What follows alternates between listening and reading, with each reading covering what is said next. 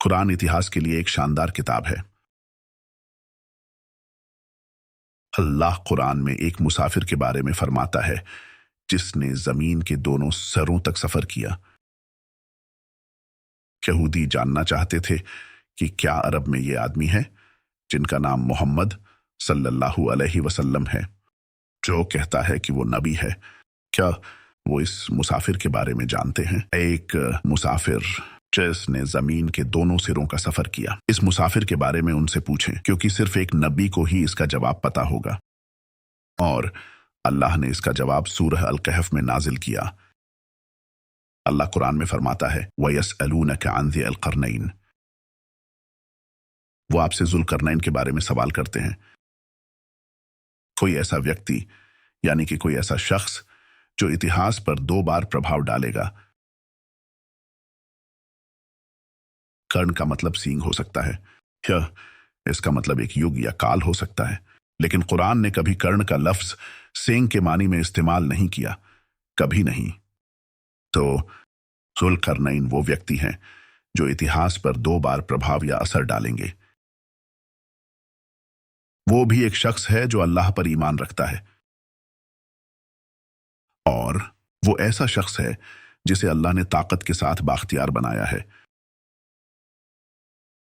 और वो ताकत ऐसी है कि वो किसी भी कोशिश को आगे बढ़ा सकता है जिसका वो पीछा करना चाहता है। होशियार रहें। अगर आप अमेरिकी फौज में हैं तो बेहतर होगा कि आप गौर से सुनें, जबकि अब भी वक्त है।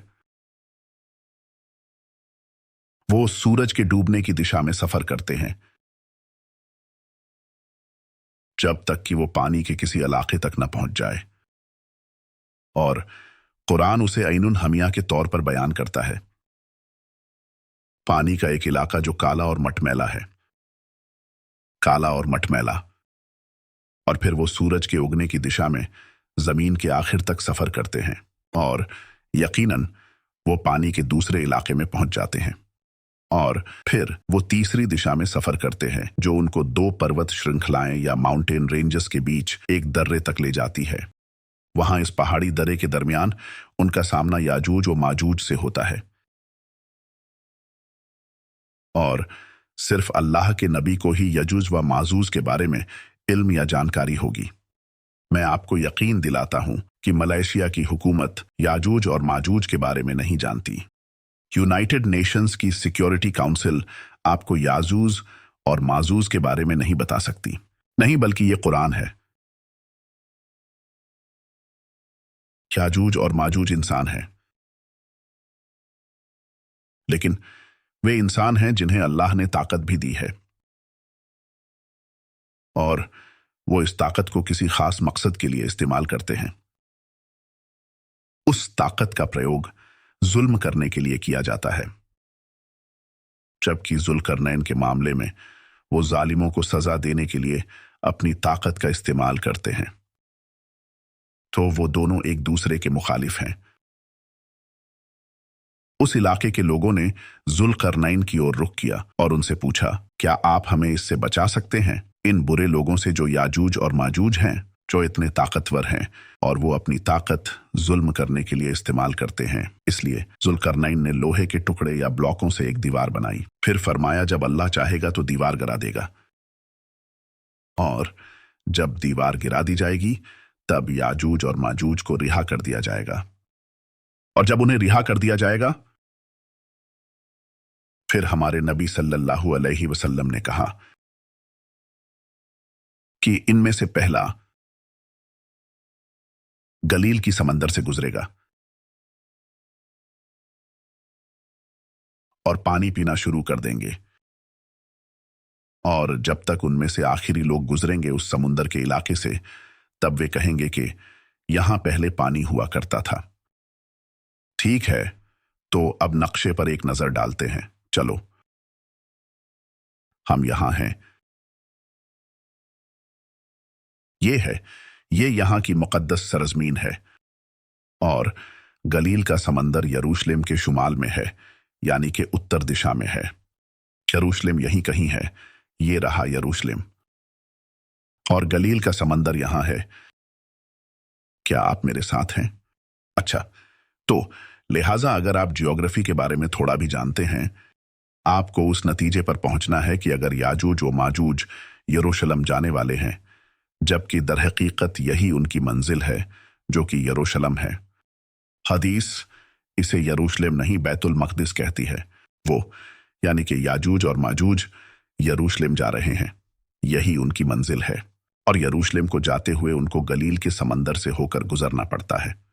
मतलब ये है कि वे शुमाल से यानी कि उत्तर दिशा से आ रहे हैं।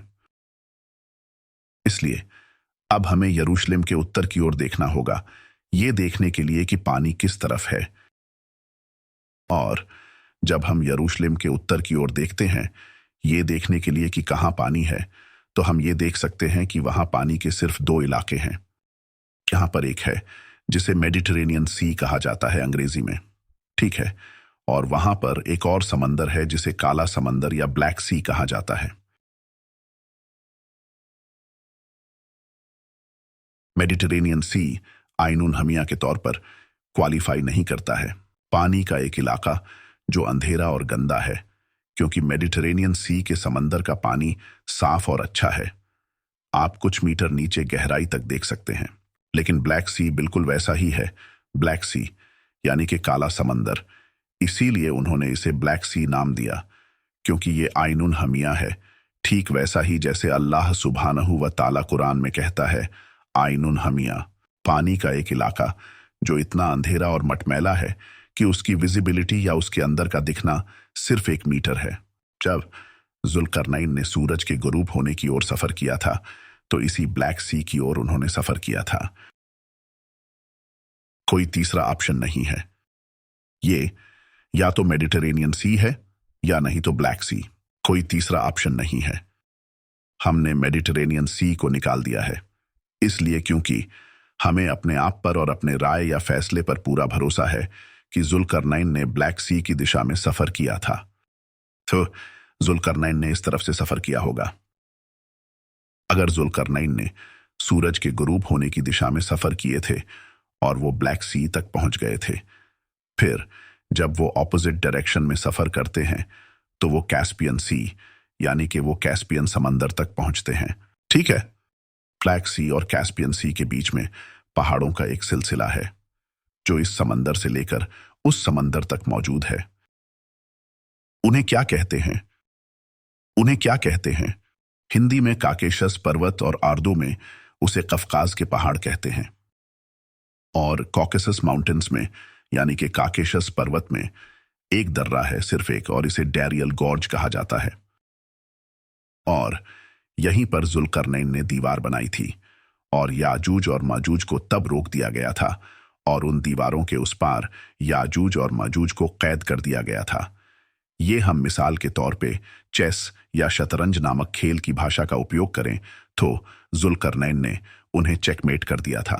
जुल्करनैन के पास ताकत है और वो अपनी ताकत का इस्तेमाल अत्याचारी या जालिमों को सजा देने के लिए करते हैं।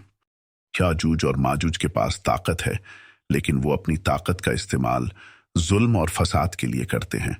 तो जुल्करनैन ने याजूज और माजूज को यहीं पर रोक दिया था, यहीं इन दो समंदर के बीच में, जो काकेशस पर्वत या कॉकेसस माउंटेन्स कहलाता है।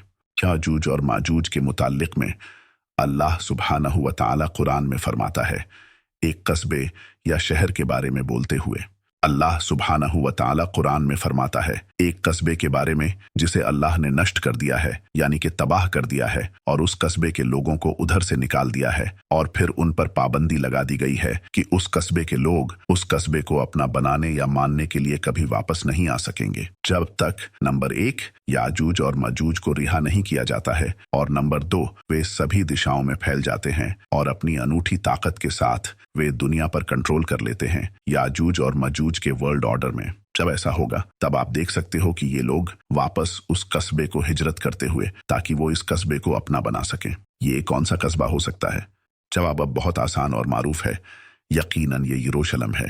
लिहाजा जब आप देखेंगे कि यहूदियों को वापस लाया जा रहा है, अब हम इस्राएली यहूदियों के बारे में बात कर रहे हैं, यूरोपी यहूदियों की नहीं। जब आप देखते हैं कि बनी इसराइल यहूदियों को यमन से मुकद्दस सरजमीन पर वापस लाया जा रहा है और इराक से शाम से, मिस्र से, मराकेश से, पूरी दुनिया में जहां वो फैले हुए थे। और आप उन्हें मुकद्दस सरजमीन पर वापस लाते हुए देखते हैं ताकि वे इस मुकद्दस सरजमीन को अपना बना सकें। और फिर आप इसराइल की रियासत को मुकद्दस सरजमीन पर बहाल होते देख सकते हैं। फिर आप देख सकते हैं कि इजराइल की रियासत दुनिया में एक हुक्मरान रियासत बनने के लिए उभर रहा है। जब ऐसा होता है और आप उसे अब होता हुआ देख सकते हैं तो आपको मालूम होना चाहिए ये याजूज माजूज है। जी हाँ, ये याजूज माजूज हैं जो ये कर रहे हैं।